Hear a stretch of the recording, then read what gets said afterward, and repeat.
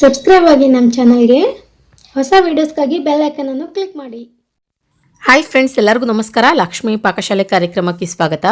ಇವತ್ತಿನ ದಿನ ನಾನು ಮನೇಲೆ ನಾವು ಇನ್ಸ್ಟೆಂಟ್ ಆಗಿ ಒಂದು ರುಚಿಕರವಾದ ಸ್ನ್ಯಾಕ್ಸ್ ಮಾಡ್ಕೊಳ್ಳೋದು ಯಾವ ರೀತಿ ಅಂತ ತೋರಿಸ್ತಾ ಇದ್ದೀನಿ. ಅದೇನಪ್ಪ ಅಂತಂದರೆ ಪೊಟೊಟೊ ಬೈಟ್ಸ್. ತುಂಬ ಅಂದರೆ ತುಂಬ ಚೆನ್ನಾಗಿರುತ್ತೆ ಟೇಸ್ಟ್. ಈವ್ನಿಂಗ್ ಟೈಮ್ನಲ್ಲಿ ನೀವು ಇದನ್ನು ಟೀ ಜೊತೆಯಲ್ಲಿ ಮಾಡಿಕೊಟ್ರೆ ಮಕ್ಕಳು ತುಂಬ ಇಷ್ಟಪಟ್ಟು ತಿಂತಾರೆ. ಮತ್ತು ಸ್ಕೂಲಿಂದ ಬಂದ ತಕ್ಷಣ ಮಕ್ಕಳಿಗೆ ಈ ಥರ ಸ್ನ್ಯಾಕ್ಸ್ ಕೊಡೋದ್ರಿಂದ ತುಂಬ ಖುಷಿ ಪಡ್ತಾರೆ. ನಾವು ಹೊರಗಡೆ ಅದು ಇದು ತಂದು ತಿನ್ನಿಸೋದಕ್ಕಿಂತ ಆರೋಗ್ಯಕರವಾಗಿ ಮನೇಲೇ ಮಾಡಿಕೊಡೋದ್ರಿಂದ ಮನೆ ಮಂದಿಗೆಲ್ಲ ತುಂಬ ಇಷ್ಟ ಆಗುತ್ತೆ. ಖಂಡಿತ ಫ್ರೆಂಡ್ಸ್, ನೀವು ಕೂಡ ತಪ್ಪದೇ ಒಂದ್ಸಲ ಈ ರೆಸಿಪಿನ ಟ್ರೈ ಮಾಡಿ. ತುಂಬ ಚೆನ್ನಾಗಿರುತ್ತೆ. ಒಳಗಡೆಯಿಂದ ಸಾಫ್ಟಾಗಿ, ಹೊರಗಡೆಯಿಂದ ಕ್ರಿಸ್ಪಿಯಾಗಿ, ತುಂಬ ಟೇಸ್ಟಿಯಾಗಿರುತ್ತೆ ಮತ್ತು ಮಾಡೋದು ಕೂಡ ತುಂಬ ಸುಲಭ. ಬನ್ನಿ ಹಾಗಿದ್ರೆ ಇದನ್ನು ಮಾಡೋದು ಯಾವ ರೀತಿ ಅಂತ ನೋಡೋಣ. ಮೊದಲೇದಾಗಿ ಗ್ಯಾಸ್ ಆನ್ ಮಾಡ್ಕೊಂಬಿಟ್ಟು ಒಂದು ಪ್ಯಾನ್ ಇಟ್ಕೊಳ್ಳಿ. ಪ್ಯಾನ್ ಚೆನ್ನಾಗಿ ಬಿಸಿ ಆದ ನಂತರ ಒಂದು ಸ್ವಲ್ಪ ಎಣ್ಣೆ ಹಾಕ್ಕೊಳ್ಳೋಣ. ಎಣ್ಣೆ ಚೆನ್ನಾಗಿ ಬಿಸಿ ಆದ ನಂತರ ನಾನಿಲ್ಲಿ ಒಂದು 5 ರಿಂದ 6 ಎಸಳಷ್ಟು ಬೆಳ್ಳುಳ್ಳಿನ ಪೂರ್ತಿ ಸಿಪ್ಪೆ ಸುಲಿದ್ಬಿಟ್ಟು ಈ ರೀತಿಯಾಗಿ ಜಜ್ಜಿಬಿಟ್ಟು ಹಾಕ್ಕೊಳ್ತಾ ಇದ್ದೀನಿ. ನಂತರ 1 ಟೀ ಸ್ಪೂನಷ್ಟು ಚಿಲ್ಲಿ ಫ್ಲೇಕ್ಸ್ ಹಾಕ್ಕೊಳ್ಳಿ. ಒಂದು ಸ್ವಲ್ಪ ಕರಿಬೇವಿನ ಸೊಪ್ಪನ್ನು ಕಟ್ ಮಾಡ್ಕೊಂಡ್ಬಿಟ್ಟು ಹಾಕ್ಕೊಳ್ಳೋಣ. ಇದನ್ನ ಇವಾಗ ಎಣ್ಣೆಯಲ್ಲಿ ಒಂದು ಸ್ವಲ್ಪ ಫ್ರೈ ಮಾಡ್ಕೊಳ್ಬೇಕು.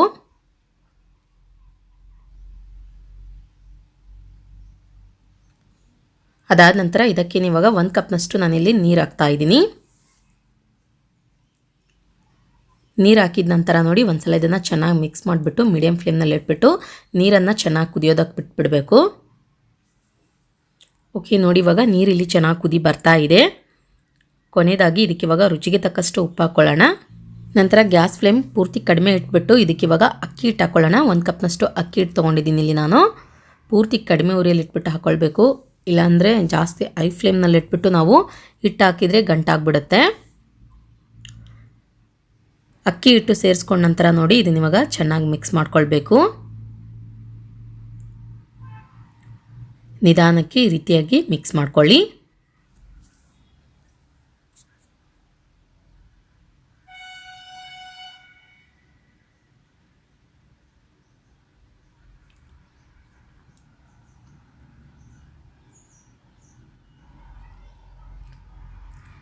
ಬಿಸಿ ನೀರಿನಲ್ಲಿ ಹಿಟ್ಟನ್ನು ಚೆನ್ನಾಗಿ ಈ ರೀತಿಯಾಗಿ ಮಿಕ್ಸ್ ಮಾಡ್ಕೊಳ್ಬೇಕು.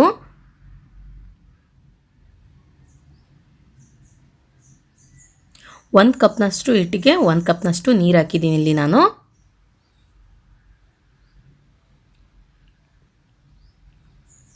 ಓಕೆ, ನೋಡಿ ಇವಾಗ ಈ ರೀತಿಯಾಗಿ ಮಿಕ್ಸ್ ಮಾಡಿಬಿಟ್ಟು ರೆಡಿ ಮಾಡಿ ಇಟ್ಕೊಂಡಿದ್ದೀನಿ. ನಂತರ ಇದನ್ನ ಇವಾಗ ಒಂದು ಸ್ವಲ್ಪ ಹೊತ್ತು ತಣ್ಣಗಾಗೋದಕ್ಕೆ ಬಿಟ್ಬಿಡಿ. ಇದಿವಾಗ ತಣ್ಣಗಾಗ್ತಾ ಇರಲಿ. ಈ ರೆಸಿಪಿ ಮಾಡೋದಕ್ಕಿಂತ ಮುಂಚೆನೇ ನಾನಿಲ್ಲಿ ಒಂದು 5 ಆಲೂಗಡ್ಡೆನ ನೀರಲ್ಲಿ ಹಾಕ್ಬಿಟ್ಟು ಬೇಯಿಸ್ಬಿಟ್ಟು ಇಟ್ಕೊಂಡಿದ್ದೆ.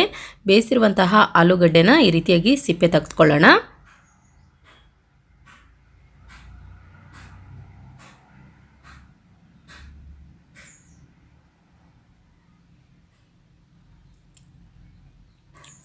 ಸಿಪ್ಪೆ ತೆಗೆದಾದ ನಂತರ ನೋಡಿ ಒಂದು ತುರಿಯೋ ಮೊನೆ ತಗೊಳ್ಳಿ.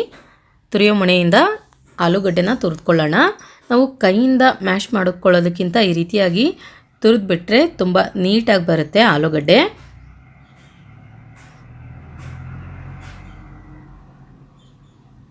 ತುಂಬ ನೀಟಾಗಿ ಸಾಫ್ಟ್ ಆಗುತ್ತೆ. ನೋಡಿ ಇದೇ ಥರ ಉಳಿದಿರುವಂತಹ ಎಲ್ಲ ಆಲೂಗಡ್ಡೆನೂ ಕೂಡ ಚೆನ್ನಾಗಿ ತುರಿದ್ಬಿಟ್ಟು ಇಟ್ಕೊಳ್ಳಿ.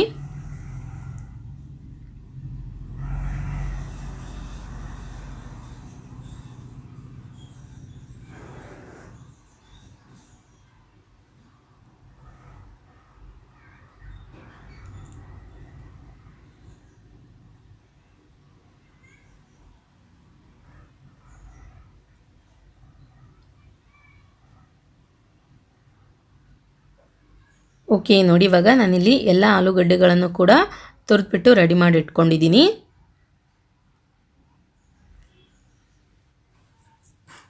ಅದಾದ ನಂತರ ಒಂದು ಪಾತ್ರೆ ತಗೊಳ್ಳಿ. ಇದಕ್ಕೆ ಇವಾಗ ಮೊದಲೇ ನಾವು ರೆಡಿ ಮಾಡಿಟ್ಟಿರುವಂತಹ ಅಕ್ಕಿ ಹಿಟ್ಟು ಹಾಕ್ಕೊಳ್ಳೋಣ. ಈ ಅಕ್ಕಿ ಹಿಟ್ಟಿನ ಮಿಶ್ರಣ ಹಾಕ್ಬಿಟ್ಟು ಇದನ್ನ ಇವಾಗ ಕೈಯಿಂದ ಒಂದ್ಸಲ ಚೆನ್ನಾಗಿ ನಾದ್ಕೊಳ್ಬೇಕು.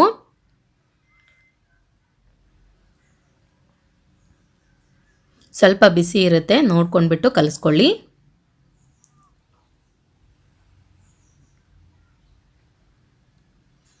ನಂತರ ಇದಕ್ಕೇನೆ ಫ್ರೆಂಡ್ಸ್ ಇವಾಗ ಮೊದಲೇ ನಾವು ತುರಿದಿಟ್ಟಿರುವಂತಹ ಆಲೂಗಡ್ಡೆ ಮಿಶ್ರಣ ಹಾಕ್ಕೊಳ್ಳೋಣ.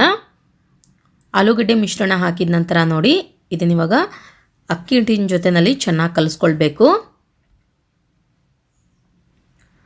ಕೈಯಿಂದ ಹಿಟ್ಟನ್ನು ಚೆನ್ನಾಗಿ ನಾದ್ಕೊಳ್ಳಿ, ಎರಡನ್ನೂ ಮಿಕ್ಸ್ ಮಾಡಿಬಿಟ್ಟು.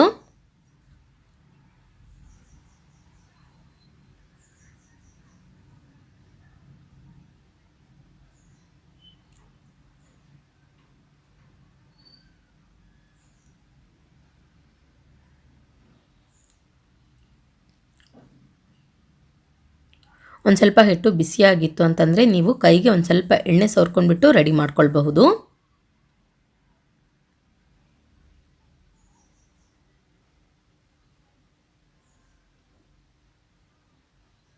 ನಂತರ ಇದಕ್ಕಿವಾಗ 1 ರಿಂದ 1.5 ಟೀ ಸ್ಪೂನಷ್ಟು ಕಾರ್ನ್ಫ್ಲೋರ್ ಹಿಟ್ಟು ಹಾಕ್ಕೊಳ್ಳೋಣ.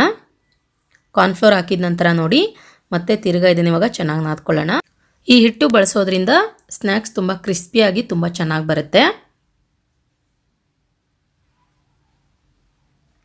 ನೀವು ಮನೇಲಿ ಕಾರ್ನ್ಫ್ಲೋರ್ ಹಿಟ್ಟು ಇಲ್ಲ ಅಂತಂದರೆ ಈ ಟೈಮ್ನಲ್ಲಿ ನೀವು ಅಕ್ಕಿ ಹಿಟ್ಟನ್ನು ಕೂಡ ಬಳಸ್ಕೊಳ್ಬಹುದು.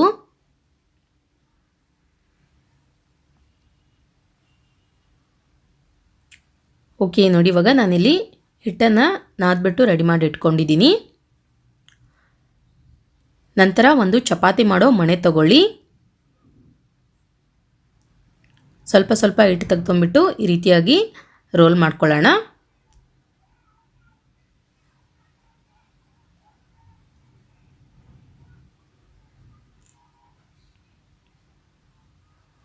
ರೋಲ್ ಮಾಡ್ಕೊಂಡ ನಂತರ ನೋಡಿ ಇದನ್ನ ಇವಾಗ ಕಟ್ ಮಾಡ್ಕೊಳ್ಬೇಕು. ಆದಷ್ಟು ಒಂದು ಸ್ವಲ್ಪ ತೆಳುವಾಗಿ ಮಾಡ್ಕೊಳ್ಳಿ. ಕೈಯಿಂದ ಈ ರೀತಿಯಾಗಿ ಚೆನ್ನಾಗಿ ನೀಟಾಗಿ ಬರುವಂತೆ ರೋಲ್ ಮಾಡ್ಕೊಳ್ಳಿ. ಇದನ್ನ ಇವಾಗ ಕಟ್ ಮಾಡ್ಕೊಳ್ಳೋಣ.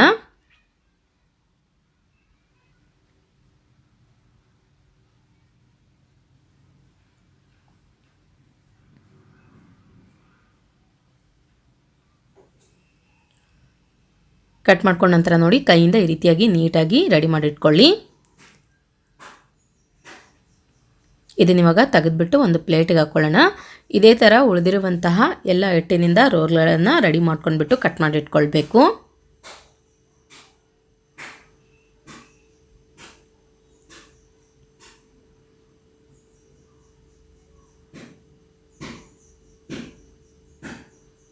ನಂತರ ಗ್ಯಾಸ್ ಆನ್ ಮಾಡ್ಕೊಂಡ್ಬಿಟ್ಟು ಒಂದು ಪಾತ್ರೆಯಲ್ಲಿ ಎಣ್ಣೆ ಕಾಯಕ್ಕಿಟ್ಟಿದ್ದೆ. ಎಣ್ಣೆ ಇವಾಗ ಚೆನ್ನಾಗಿ ಕಾದಿದೆ. ಕಾದಿರುವಂತಹ ಎಣ್ಣೆಗೆ ರೆಡಿ ಮಾಡಿದಂತಹ ರೋಲ್ಗಳನ್ನು ಹಾಕ್ಕೊಳ್ಳೋಣ. ಈ ಪೊಟ್ಯಾಟೊ ರೋಲ್ಗಳನ್ನು ಹಾಕಿದ ನಂತರ ನೋಡಿ ಮೀಡಿಯಂ ಫ್ಲೇಮ್ನಲ್ಲಿ ಇಟ್ಬಿಟ್ಟು ಚೆನ್ನಾಗಿ ಫ್ರೈ ಮಾಡ್ಕೊಳ್ಬೇಕು.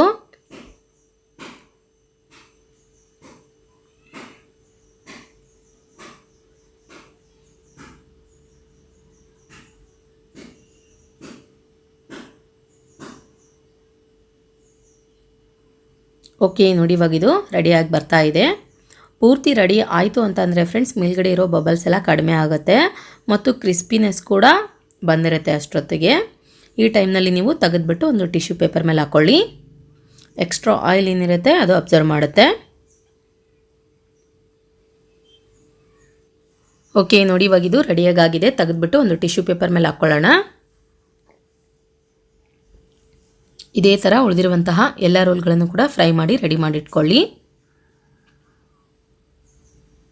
ವಾವ್ ನೋಡಿ ಫ್ರೆಂಡ್ಸ್, ಇವಾಗ ರುಚಿಕರವಾದಂತಹ evening time snacks potato bites ರೆಡಿಯಾಗಿದೆ. ಇದನ್ನು ನೀವು ಕೆಚಪ್ ಜೊತೆಗೆ ಸವಿಬಹುದು, ಇನ್ನೂ ಟೇಸ್ಟ್ ಜಾಸ್ತಿ ಕೊಡುತ್ತೆ. ನೋಡಿದ್ರಲ್ಲ ಯಾವ ರೀತಿಯಾಗಿ ನಾವು ಮನೆಯಲ್ಲೇ ರುಚಿಕರವಾದ ಪೊಟ್ಯಾಟೊ ಬೈಟ್ಸ್ ಮಾಡ್ಕೊಳ್ಳೋದಂತ. ನಾವು ಮಾಡಿರೋ ಈ ರೆಸಿಪಿ ನಿಮಗೆ ಇಷ್ಟ ಆಗಿದ್ರೆ ಪ್ಲೀಸ್ ಲೈಕ್ ಮಾಡಿ, ಶೇರ್ ಮಾಡಿ, ಕಮೆಂಟ್ ಮಾಡಿ. ಇನ್ನಷ್ಟು ಈಸಿ ರೆಸಿಪೀಸ್ಗಾಗಿ ನಮ್ಮ ಲಕ್ಷ್ಮಿ ಪಾಕಶಾಲೆ ಚಾನಲ್ಗೆ ಸಬ್ಸ್ಕ್ರೈಬ್ ಆಗೋದು ಮಾತ್ರ ಮರಿಬಾರ್ದು. ಮತ್ತೆ ಒಂದು ಇಂಟ್ರೆಸ್ಟಿಂಗ್ ರೆಸಿಪಿಯೊಂದಿಗೆ ಬರ್ತೀನಿ ಮುಂದಿನ ಸಂಚಿಕೆಯಲ್ಲಿ. Keep watching. Thank you. Bye.